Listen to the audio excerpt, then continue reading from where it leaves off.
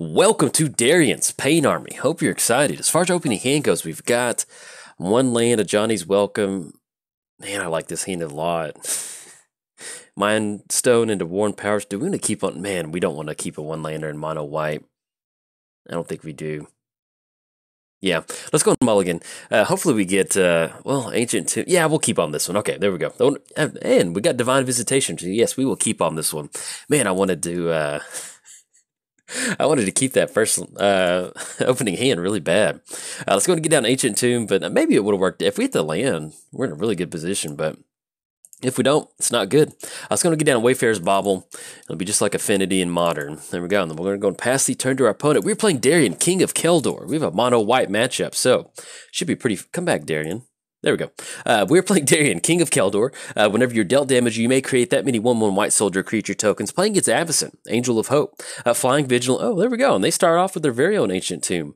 Flying Vigilance and Indestructible. Other permanents you control have Indestructible. So if we can find one of our exile pieces, that'll be a good way to deal with Avacyn.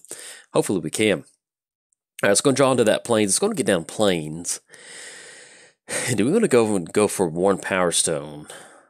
Yeah, let's go and do that. And because the Wayfarer's Bauble puts it on the battlefield tap. Yeah, let's go for Worn Power Stone. It's going to be 1, 2, 3. You know, with a really quick Darien, maybe we can get down a really quick Divine Visitation and start getting some good stuff going. But yeah, we did cover both Commander, just free time. We can talk about whatever we want. That's going to be Darien. So Darien has a brand new tool to his use, and that's going to be Divine Visitation. This is a brand new card from Guilds of Ravnica. If one or more creature tokens would be created under your control, that many 4/4 white angel creature tokens with flying and vigilance are created instead. Wonderful card. It's just silly. Let's say that we get down Divine Visitation. We have Darien on the battlefield. We go for Ancient Tomb, deal 2 damage to us. That's going to be basically Ancient Tomb for 4 angels, which is just silly. I love it. Now, we do have Oblivion Ring. Yeah, let's go and take care of Therian Dynamo. We don't really want to get Avacyn out there super quick. Yeah, I think we're okay with that. Let's go and go 1 Power Stone, and then we can still go for the Wayfarer's Bauble crack too. So let's go and go for Oblivion Ring. We're going to get rid of that Therian Dynamo. But I do enjoy, like, you know, when you have, like, the same decks versus each other, put it on the battlefield tap, just in case there's some sort of they flash in something that doesn't let us search the library. We're going to go and go for that, and we'll go and pass the turn. There is even mine, since there is a thing, so I'd hate to hit something off that. But yeah, I always like it whenever there's the, you know, if it's graveyard versus graveyard, aggro versus aggro, when both decks get off to a pretty quick start, it's always a lot of fun. So hopefully this game is bringing a pretty good one. Opponent's going to get down a Core Cartographer. Enters the battlefield, search your library for a Plains card, put it on the battlefield tapped, then shuffle your library. Now, we are sitting at 1, 2, 3, 4, 5, 6. We can get down Darien if we want to. We're kind of in this weird position. Ooh, Elvish Norn. Okay. Because we have Divine Visitation, so we can get down Divine Visitation and get some angels on the battlefield. Or we have Catapult Master, which is going to allow us to exile stuff from our opponent. So we're kind of in this weird holding pattern. You know what? They're leaving up 1 white mana for Path to Exile. Do we want to see if we can't force Darien? Swords to Plowshare. Yeah, let's give it a shot. If they've got it, they've got it. I'm just going to go for Darien. That'll be even more epic if they have it. Yeah, typically you want to leave up Darien if they can, if you can take advantage of it. Like if we get down Darien, we still want to leave up Ancient Tomb to, you know, get at least 2 soldiers on the battlefield. Show something for the 6 mana that we invested. All right, there we go. Pass the turn. All right, so they didn't cast anything. But sometimes you just got to be a little bit risky, and so that's what we just did now. So we did get down Darien, so at least next turn we are looking at going for Ancient Tomb. The thought of going for Catapult Master and getting soldiers and being able to exile some stuff from our opponent's side of the battlefield does sound very enticing, but I think if we're going to get down... Ooh, Karn.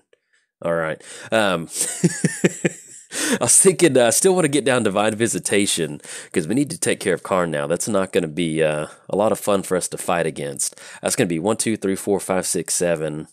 And go for the -3. I guess if we want to, we can force the Divine Visitation. Yeah, because that might force the Karn to them just to get rid of Karn. And tap down for 1 more. Let's get down Divine Visitation. We're going to go and pass the turn. So that's going to put us in our opponent in a position where they're probably going to have to go for that -3, get rid of target permanent. They might plus up for 4 to make us exile a card out of our hand, and that's entirely possible. Yeah, okay, that's what they're going to go for. Let's go ahead and get rid of Fumigate.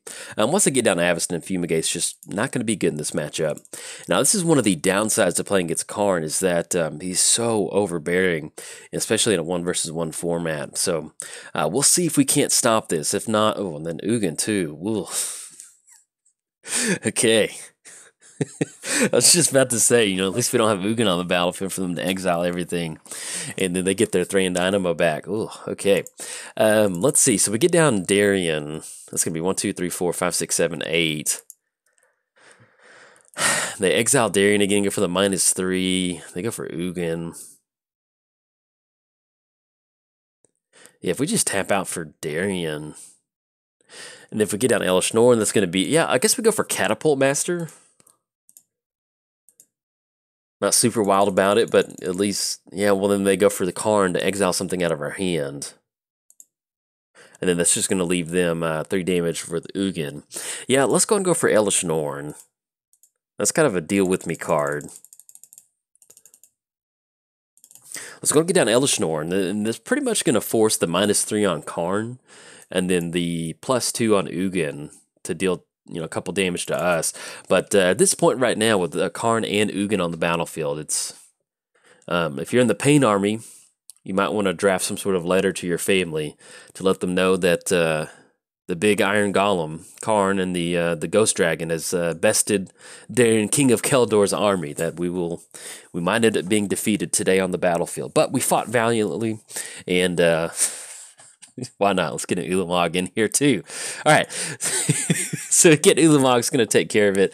We're going to get rid of Catapult Master. He was look how excited he was to get on the battlefield. But now he's under Karn, and that's going to be -11. So we'll see what we draw into. But other than that, I think Avacyn's got it on this one. It came to by our opponent. We did have some pretty, yeah, and then Keldon Outpost is pretty much exactly what we want to see. So good game to our opponent. We're going to go and scoop this one up, and then yeah, I'll see you in the next Darien game. All right, bye. Welcome to Izoni. As far as our opening hand goes, yes, this is beautiful. I love it. We have a sack outlet. We have 3 lands. We have Oran Reef to take advantage of Ishkana and Izoni, so we'll be able to get some pretty nasty Golgari tokens going this game. Hopefully we will. Let's go and get down Oran Reef. Yeah, we're okay with that. Let's go and get down Oran Reef. It's going to come and play tapped, and then we're going to go and pass the turn. We're playing Izoni, Thousand-Eyed, Undergrowth. Whenever Izoni enters the battlefield, create a 1/1 black and green insect creature token for each creature card in your graveyard. Then for a 2-mana activation, sacrifice another creature. You gain 1 life and draw 1 card. We are playing its Alhumaret High Arbiter. I think I got that right. Whenever High Arbiter enters we're just going to do High Arbiter for the rest of the video. Whenever it enters the battlefield, each opponent reveals their hand. You choose the name of a non-land card revealed this way, and then opponents can't cast spells with the chosen name. So, opponent will get out an Expedition map and Sol Ring. And if you hear a noise, it is my cat playing with the toy. So, I can't run over there and grab it, so I do apologize. So, here's some rattling. It is my cat. Say hi to Dorothy. I'll show her the comments. It's going to get down Bayou, and then let's see. I was like, did I not put Overgrown Tomb in my deck? But it's in our hand. It's going to get down Golgari's Signet. I got really worried for a second. I was like, did I not do the mana base? Let's get down Golgari's Signet, and then we're going to go and pass the turn to our opponent. So we cover both commanders. It is free time. We can talk about whatever we want, and that's going to be this deck. Now, what are we doing with Izoni? This is pretty much just green-black Delirium Undergrowth deck. You know, we're trying to get as many creature cards into the graveyard as possible, or get as many cards in the graveyard as possible. You can see we have stuff like Worm Harvest to take advantage of a lot of those lands. We can retrace it to get some pretty good stuff going. Outside of that, we just want to get Delirium active. We have stuff like Ishkana and Grim Flare to just start generating some really nice value. Let's go ahead and get down Sol Ring. Actually, that's going to be, get down that. We won't have enough to get that down, and we're really kind of far away from Delirium. Let's get down Command Beacon. Let's get down Sol Ring.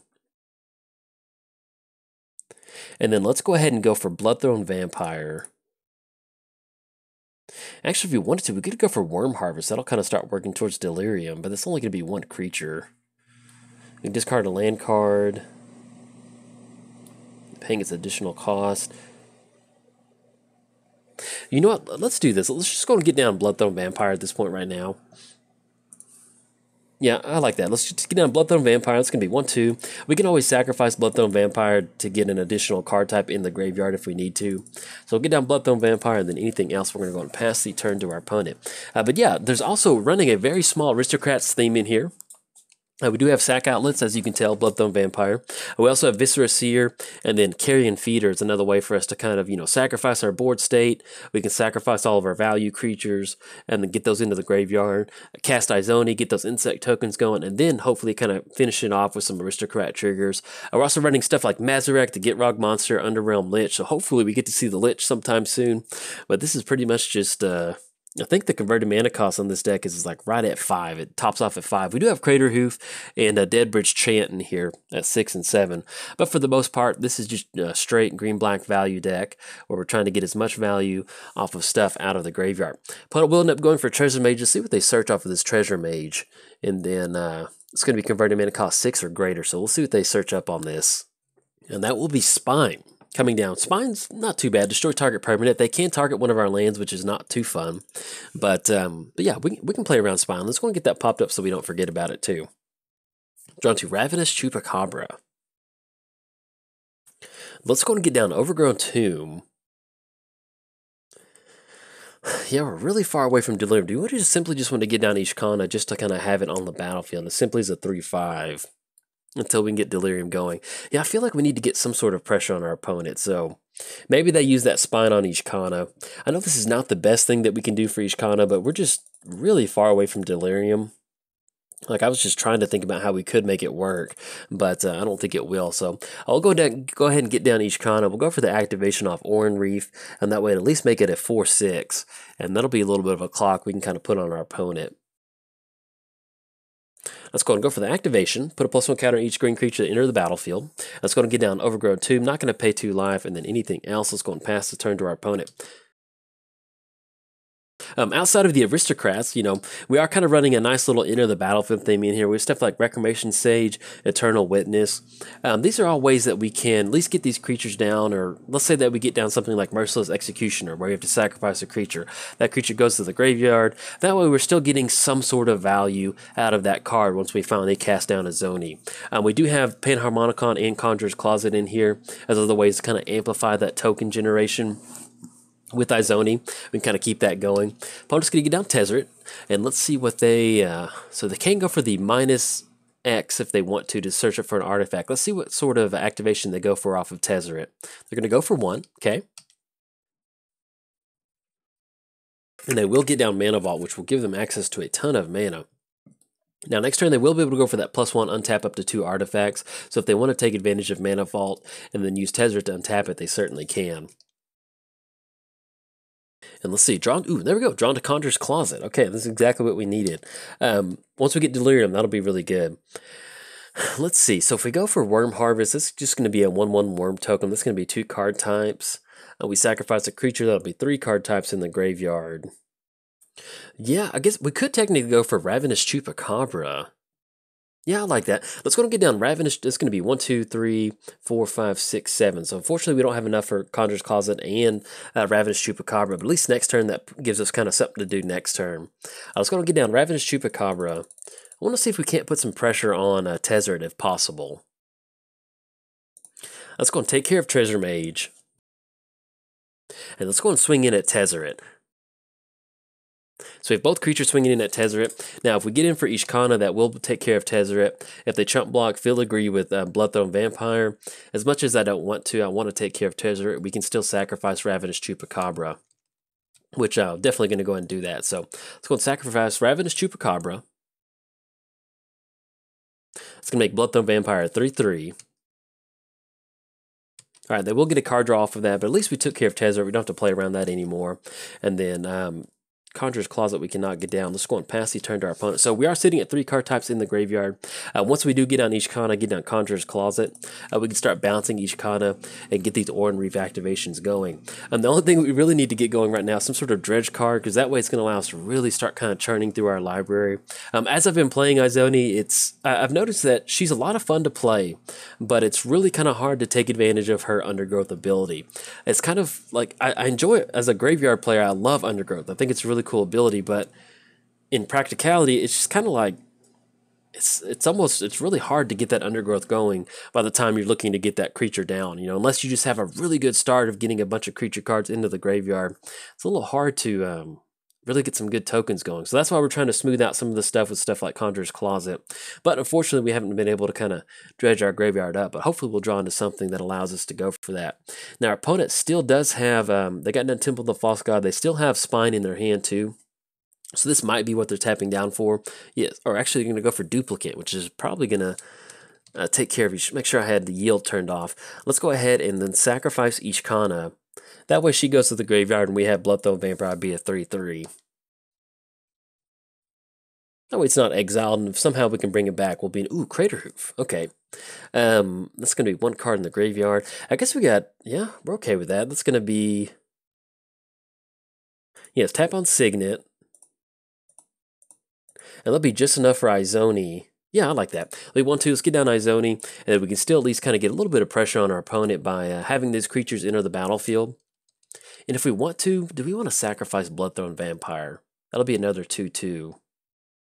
No, I like having access to Bloodthorn Vampire. That's okay.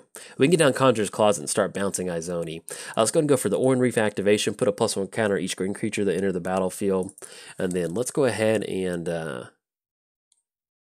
yeah, let's go swing with Bloodthorn Vampire. I think I'm okay with, we'll sacrifice some of those tokens. If not, we'll at least be able to get him for 1.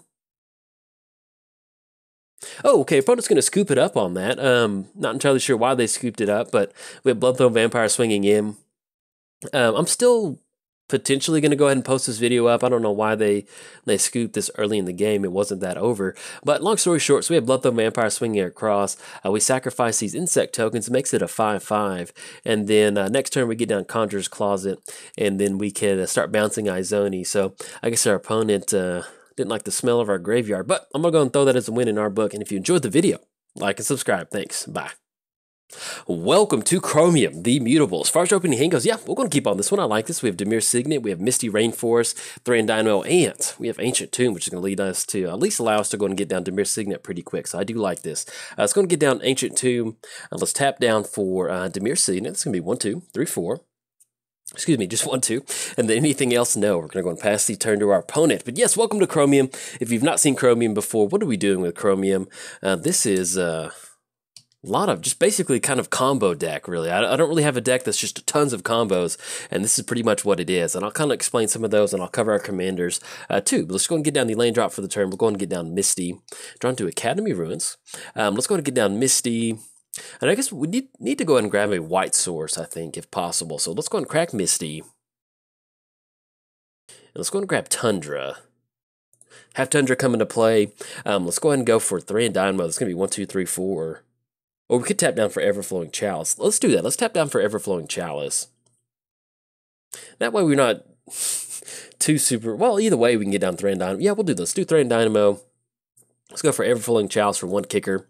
And then cast a multi-kicker for 1. Click OK. That'll be 1, 2. Get down Everflowing Chalice, and then anything else we're going to pass the turn to our opponent. So we're looking at turn 2. This is completely normal Magic. Have a ton of mana on the battlefield. We're playing Chromium, the Mutable Flash. This spell can't be countered, flying. Then discard a card. Until end of turn, Chromium becomes a human with base power, toughness 1/1, loses all abilities, gains hexproof, and can't be blocked this turn. And then let's see what we're drawn to. Drawn to Prairie Stream. Let's go and get down Prairie Stream. And I guess we'll go and go for Paradox Engine. I think that'd be pretty good. That'll be 1, 2, 3, 4. And then tap down on Tundra. All right, get on Paradox Engine. And then do we want to go for Sorceress Spyglass on our opponent? Let's go and hold on to it. Let's just go and pass the turn. We're playing against Nath of the Gilt Leaf. At the beginning of your upkeep, you may have target opponent discard a card at random. Then whenever an opponent discards a card, you may create a 1/1 green Elf Warrior creature token.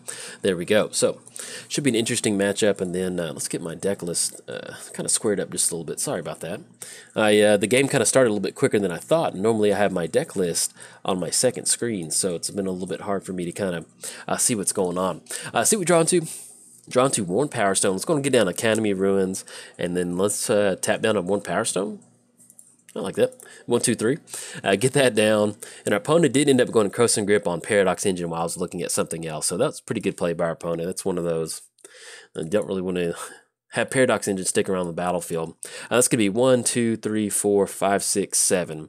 That will actually be just enough to get down Chromium. So let's go for Chromium. Get down Chromium, and then we'll go and pass the turn to our opponent. So that does put us online to start going for a commander damage win against our opponent. That's one of the good things about Chromium, is that it makes for just a really wonderful control finisher. No matter what sort of shell that you're going for, there's tons of options that you can go for. This tends to be a little bit more of a heavier Tezzeret build of Chromium. We have, as you can tell, we have a ton of artifacts on the battlefield, and we have a couple different ways to kind of take advantage of that.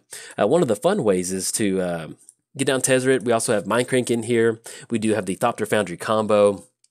So really, there's a ton of stuff that we can get going on the battlefield. And then plus with Chromium, you know, it's one of those, even if we can't get the combo going, we simply just get it down. And then in 3 turns, we're going to be able to swing in and deal some pretty good commander damage to our opponent.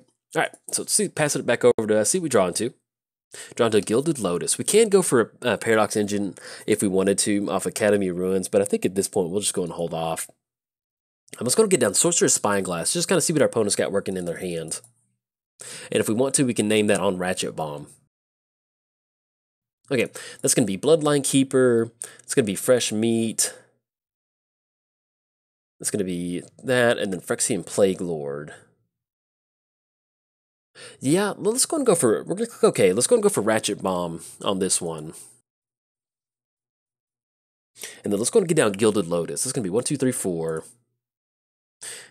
Actually, let's go and hold on to Gilded Lotus. So we need to have some protection for Chromium. Let's go swing across for a 7/7. Swing across for 7, and then anything else, we'll go and kick it back over to our opponent. Yeah, we definitely want to hold on to a card in our hand. And that's also another fun thing with building like sort of this artifact build of Chromium, is that even if we do discard it, you know, there's stuff like Academy Ruins that allows us to kind of put that back on top of our library. But yeah, I'm going to keep talking about Chromium because it was, I don't know, I love the commander. There's a lot of different ways you can take Chromium. You can definitely go Madness if you want to kind of build this fun Madness build. And you can also go Reanimator. I know it is a little expensive to have a 7 mana discard outlet, but at least having it off to the side as an option for you to go for is always nice. And then, but yeah, there's just tons of strategies. Or if you just straight up want to build an Esper Control, it's everything that you want in a finisher. It has flash and flying. Has a really nice clock, too, on our opponent. Opponent's going to get down Awakening Zone. That will be able to give them some Eldrazi Scion tokens. But at this point, at least we're going to be able to get in for another 7 and knock them down to 14 total commander damage. So we got Viscera Seer swinging across with his Human Heart. It's going to knock us down to 22. And since we don't really have anything to take advantage of Paradox Engine, I'd like to see if we can't get into some sort of card draw. We do have Pull from Tomorrow. I think we do have Pull from Tomorrow in here. And Sphinx Revelation. So Baleful Strix, okay. That'll at least allow us to get something going. Let's go and tap down on Everflowing Chalice. Let's tap down on Signet. Let's go for Baleful Strix, just to kind of dig just a little bit deeper into our library. Okay, drawn to Arcane Denial. Let's go ahead and swing across with Chromium. And we're actually in a pretty good position on this one, so go ahead and swing across with Chromium, knock our opponent down, and put them at the 14 total commander damage. So we do have a card to discard to Chromium, and we do have Arcane Denial online to take care of that. Now, hopefully, if we draw into Black-Blue Tezzeret, we can start to really get some good artifacts going. That'll be really good for us, and then kind of go from there. But with Paradox Engine, so one of the fun things that we do have in here is we do have Chaos Wand, which I love that card. You get down Chaos Wand, as long as you've got something like Thrain Dynamo or at least a few mana rocks, basically you can kind of start to cycle through your opponent's deck, and it's a really fun way to, it's kind of hard to do it on Magic Online. It takes a lot of clicking, but it's definitely a fun way to try to win the game and to get some good stuff going. Opponent's going to go for Bloodline Keeper. Do we want to go for Arcane Denial? They'll give him 2 cards. Yeah, that's fine. We'll get rid of our... yeah, because that'll get rid of their only option of blocking that one. So we'll just go ahead and go for that because we need to keep that flyer off the battlefield. Okay, and that will put us online for Commander Day. And we'll see if our opponent does end up having 2 card draw next turn. So maybe they do draw into something. Well, even Slaughter Pact would not allow them to do that. So we'll still get the card draw going. Draw into Waste. And then they'll draw 2 cards. And if not, we'll be able to swing in for 7 commander damage and take it pretty quick on this one. All right, drawn to Signet. Let's go and get down and Waste. Let's go and swing across with Chromium. And that will be 21 total commander damage, knocking them down to, there we go, put them down to 9, that's 21 total commander damage. Yeah, unfortunately, the opponent kind of got off to a slow start. Getting that Coffers out there with only really 1 swamp was really hard for them to kind of get anything going. So they were kind of tight on mana, and the fact that we were able to kind of take care of Bloodline Keeper on that one. So anyways, if you enjoyed the video, like and subscribe. Thanks. Bye.